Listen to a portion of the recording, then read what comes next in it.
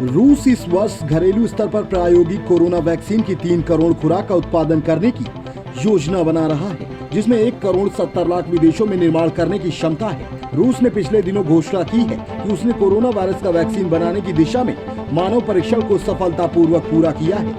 यही कारण है कि अन्य देशों की तुलना में इस दौड़ में रूस आगे निकल चुका है। सबसे पहले वैक्सीन देने का दावा।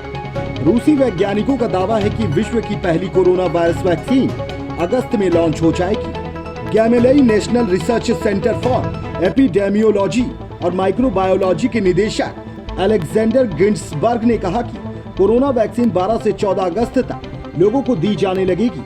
मॉस्को टाइम्स के अनुसार उन्होंने कहा कि निजी कंपनियों द्वारा बड़े पैमाने पर सितंबर से इसका उत्पादन शुरू होने की संभावना है।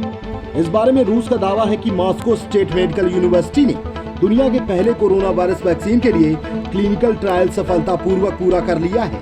Institute for translation medicine and biotechnology के निदेशक वादिम तारासोव ने कहा कि वॉलंटियर्स के पहले बैच को 15 जुलाई और दूसरे बैच को 20 जुलाई को छुट्टी दे दी जाएगी। Clinical trials Gamaleya National Research Centre for Epidemiology और माइक्रोबायोलॉजी में 18 जून से शुरू हुए थे।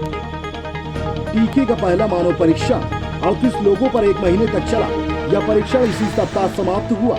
शोधकर्ताओं ने निष्कर्ष निकाला कि यह उपयोग के लिए सुरक्षित है और शरीर की प्रतिरक्षा प्रतिक्रिया इम्यून रिस्पॉन्स को प्रेरित करता है। हालांकि उस प्रतिक्रिया की ताकत के बारे में अब तक स्पष्ट नहीं है।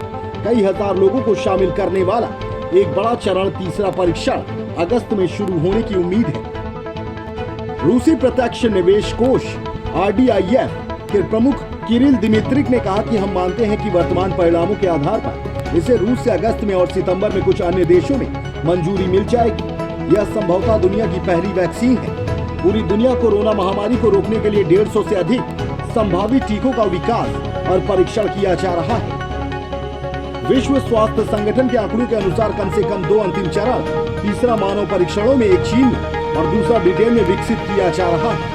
रूस और 2 मध्य पूर्व के देशों में वैक्सीन का तीसरे चरण का परीक्षण पूरा हो चुका है।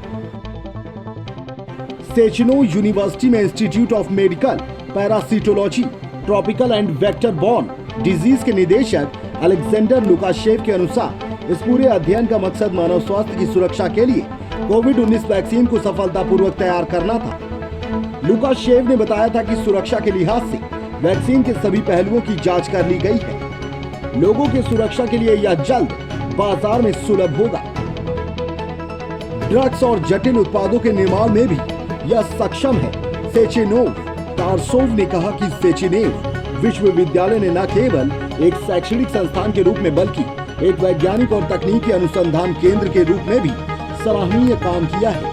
महामारी में ड्रग्स जैसे महत्वपूर्ण और जटिल उत्पादों के निर्माण में भी यह सक्षम है।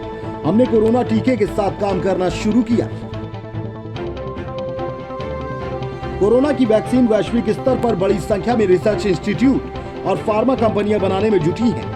155 संभावित वैक्सीन और दवाएं हैं जो विकास के विभिन्न चरणों से गुजर रही हैं। इनमें से 23 मानव परीक्षण से गुजर रहे हैं। रूस ने हाल में घोषणा की है कि उसने कोरोना वायरस का वैक्सीन बनाने की दिशा में मानव परीक्षण को सफलतापूर्वक पूरा किया है।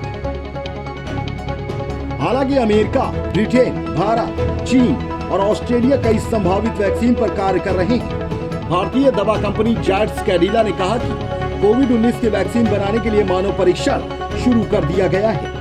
वॉलंटियर्स को पहले और दूसरे चरण के लिए कोरोना वायरस से बचाव का संभावित टीका विभिन्न स्थानों पर दिया जा रहा है। Special report, fantabulous news.